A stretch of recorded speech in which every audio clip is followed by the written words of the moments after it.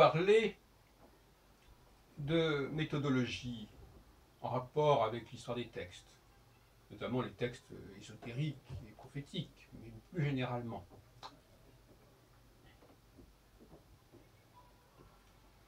Et la question majeure qui se présente dans le domaine de la recherche, c'est la question des imposteurs, c'est la question des faux, des forgeries, des contrefaçons. Alors, il y a des contrefaçons de toutes sortes, de tous ordres. Un texte récent qui se présente comme ancien, c'est une contrefaçon, c'est un faux. Or,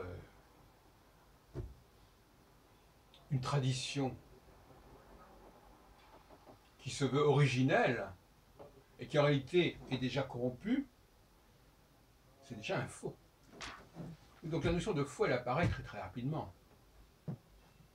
Tout ce qui se présente pour ce qu'il n'est pas est un faux.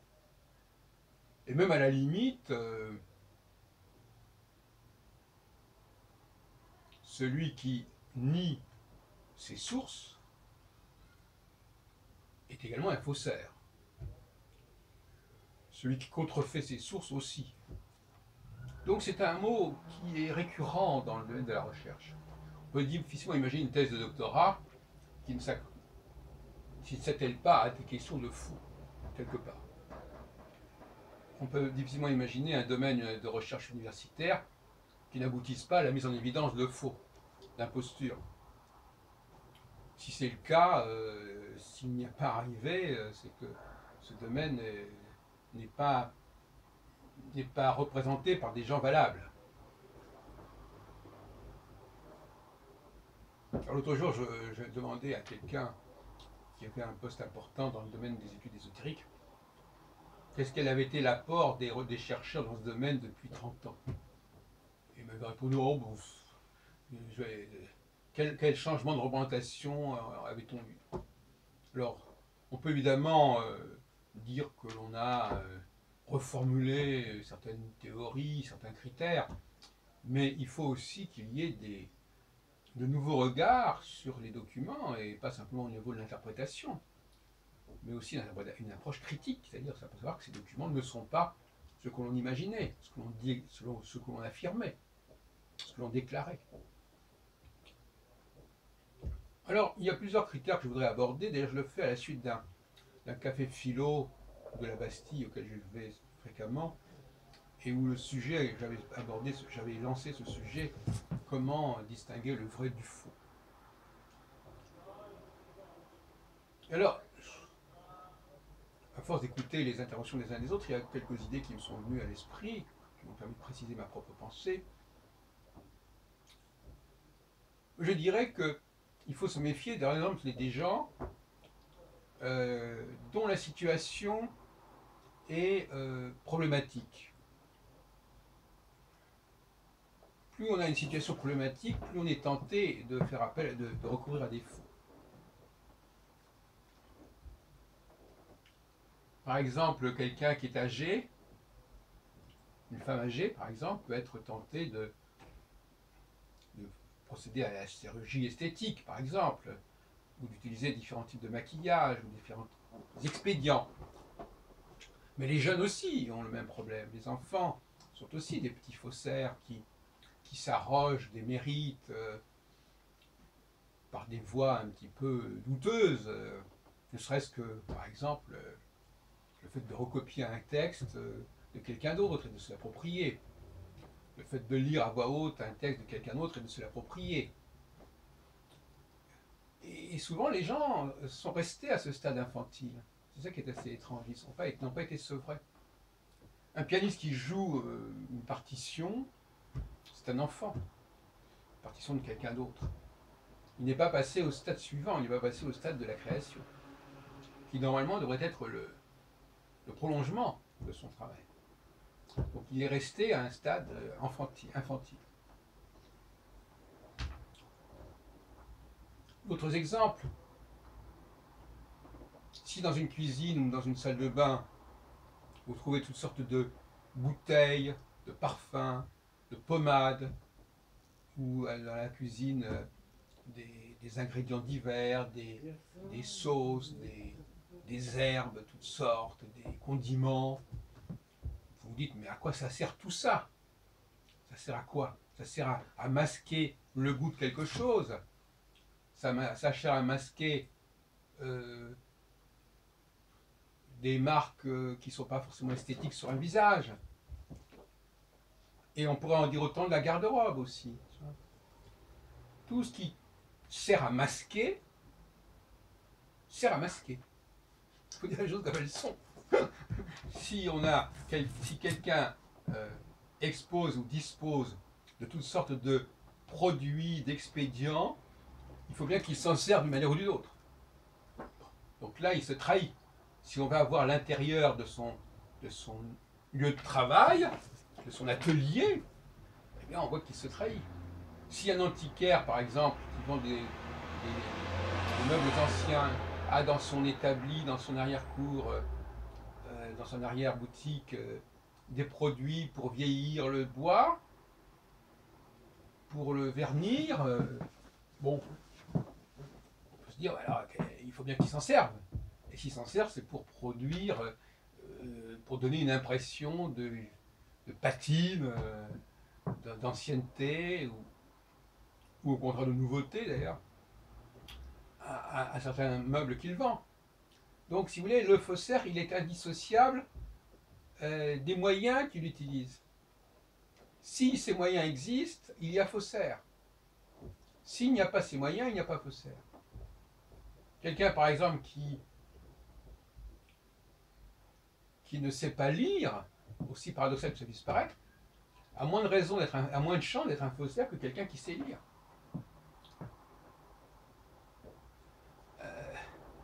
Aujourd'hui, avec les copier-coller, avec Internet, on a tout un équipement du petit faussaire. Hein. Donc nous sommes une société qui favorise la contrefaçon, qui favorise les impostures de toutes sortes. Ceux qui sont dans une situation d'infériorité sont également susceptibles et soupçonnables de contrefaçon. Les étrangers peuvent faire de la contrefaçon pour masquer leur étrangeté. Les femmes peuvent faire de la contrefaçon pour dissimuler certains handicaps ou certaines incapacités. Il y a toutes sortes de critères, que ce soit la personne elle-même qui ait visiblement un besoin de se faire passer pour ce qu'elle n'est pas, ou qui prétendent se faire passer pour ce qu'elle n'est pas, ou que ce soit parce qu'il y a des produits, toutes sortes, qui sont là et qui ne sont pas là par hasard, tout ça nous met sur la voie.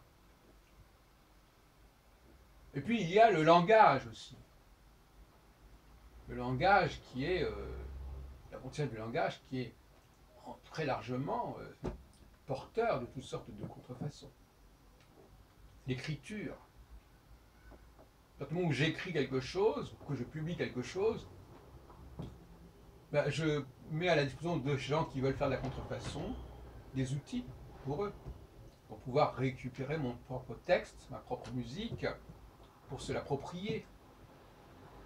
Quitte d'ailleurs à dire oui, je m'en suis servi, mais je lui ai apporté quelque chose de plus. Ouais, bon, il y a toutes sortes de langue de bois aussi à ce niveau-là qui peut intervenir.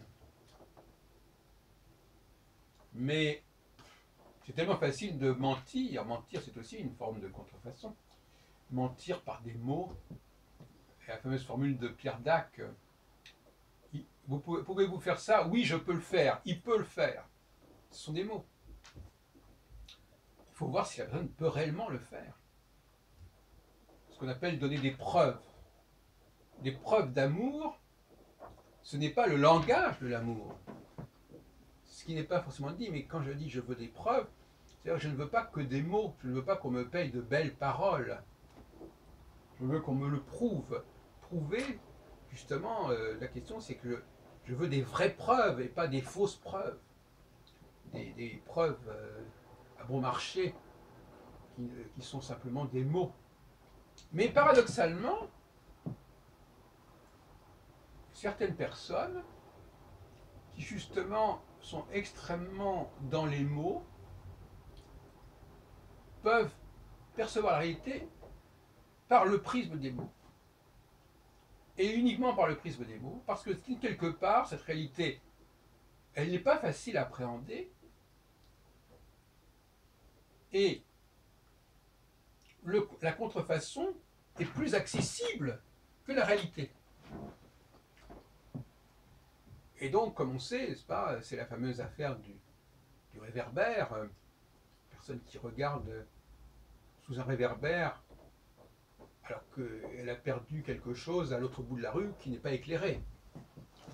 Donc, quelque part, la contrefaçon peut prendre la place de la réalité, parce que cette réalité, elle est finalement pas si facile que cela à appréhender, à capter. Je prends l'exemple de Nostradamus. Où est la contrefaçon dans le processus, dans le corpus Nostradamus?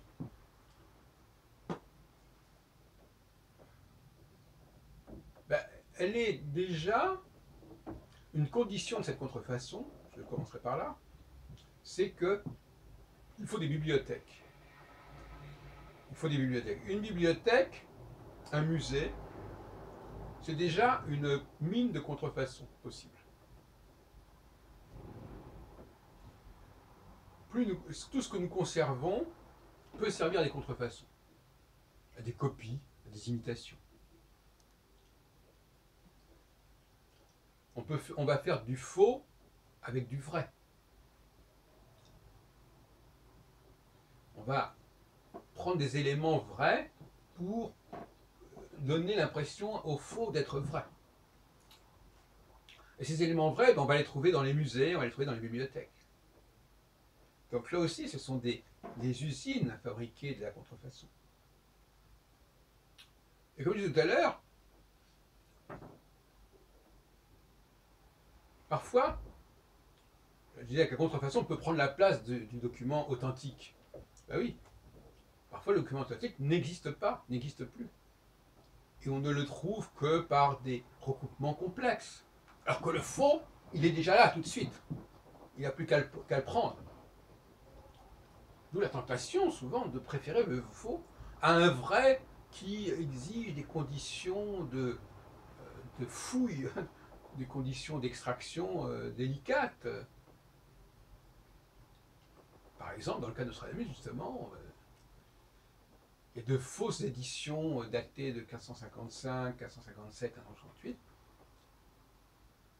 que beaucoup de nostradamologues préfèrent prendre pour argent comptant, plutôt que de prendre des éditions de 1586, 87 qui sont perdues et dont on ne peut reconstituer la trace que par un certain nombre d'arguments.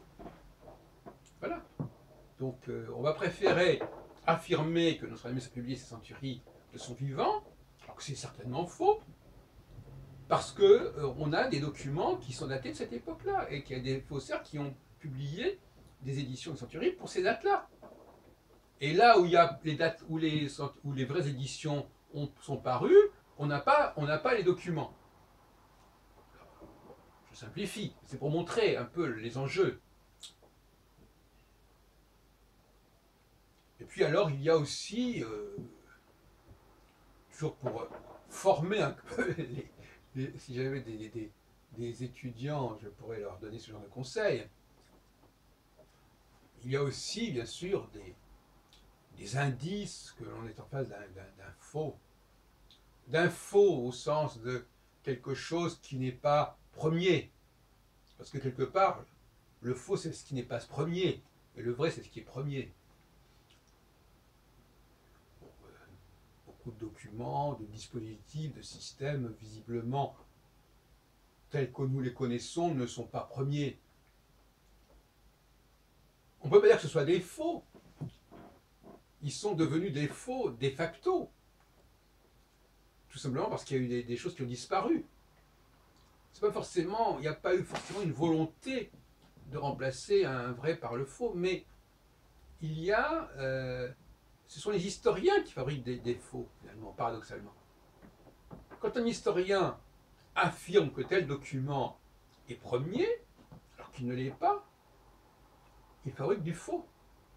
C'est-à-dire qu'il transforme ce document, qui lui-même est authentique, mais qui n'est pas premier, en faux. Donc les historiens peuvent être des faussaires eux-mêmes, si vous voyez ce que je veux dire. Si par exemple ça puisse paraître.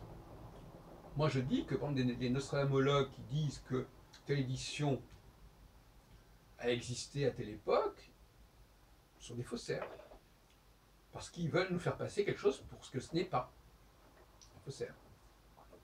Même s'il n'a pas produit le faux, mais il tient un discours sur ce document qui est inacceptable, qui est faux. Alors comment détermine-t-on qu'un document n'est pas premier? J'en ai parlé longuement à différentes reprises. C'est un problème structurel, c'est un problème d'asymétrie, de déformation, de permutation, qu'on peut voir assez facilement. Je vais vous donner un exemple que je donne en 1976 dans mon livre chez Segers, fait pour l'astrologie, concernant l'alphabet hébreu. Et je disais qu'il y a un commentaire de l'alphabet hébreu qui est le Sefer Yetzira, et que ce commentaire de l'alphabet hébreu ne correspond pas à l'alphabet hébreu tel que nous le connaissons. C'est très intéressant les commentaires, c'est très intéressant les traductions, c'est très intéressant les réactions, parce que parfois on s'aperçoit que les commentaires commentent un document qui a disparu et qui ne correspond pas au document que l'on croit être le document. Eh bien, l'étude, le classement des lettres hébraïques dans le livre de la création ne correspond pas, à l'évidence, à l'ordre des lettres de l'alphabet hébraïque tel qu'on le connaît depuis quand même pas mal de temps. Ce qui laisse entendre que cet ordre-là, cet agencement-là, n'est pas l'agencement originel. On peut aussi dire que c'est le commentaire lui-même qui est déformé, mais enfin, en l'occurrence, je crois que c'est un peu invraisemblable. C'est la même chose en astrologie, alors j'en ai déjà parlé, mais je le donne comme exemple dans cette causerie. Les maisons astrologiques. Quand on lit Ptolémée, les livres 3 et 4 de la Tétrabible, Tétrabiblos, du IIe siècle de notre ère, on voit un discours sur la pratique de l'astrologie, sur les différents domaines que ce qu'il faut bien appeler l'astrologie divinatoire doit explorer successivement, qui ne correspond pas à la théorie des maisons astrologiques, qui, elles, parlent des mêmes domaines, mais pas dans le même ordre. Et visiblement, l'ordre que propose Ptolémée est beaucoup plus cohérent, beaucoup plus logique que celui qui nous a été transmis par les maisons astrologiques telles que nous les connaissons. Donc on peut penser que l'ordre des maisons astrologiques, et c'est pourtant fondamental pour la pratique de l'astrologie, l'ordre des maisons astrologiques, il est faussé, il est faux. Là on joue sur le mot faux, n'est-ce pas? C'est-à-dire effectivement, ce qui est faux c'est la contrefaçon, mais aussi faux c'est ce qui est faussé, c'est quelque chose qui a été corrompu, quelque chose qui n'est plus ce qu'il était, ce qu'il aurait dû être. Voilà, donc il y a toute une méthodologie. Je crois que pour des étudiants qui se préparent à un mémoire de maîtrise ou un doctorat quelconque, ou un DEA, c'est absolument essentiel de disposer d'une méthodologie qui va leur permettre justement de trouver des pistes de recherche. Voilà ce que je voulais vous dire.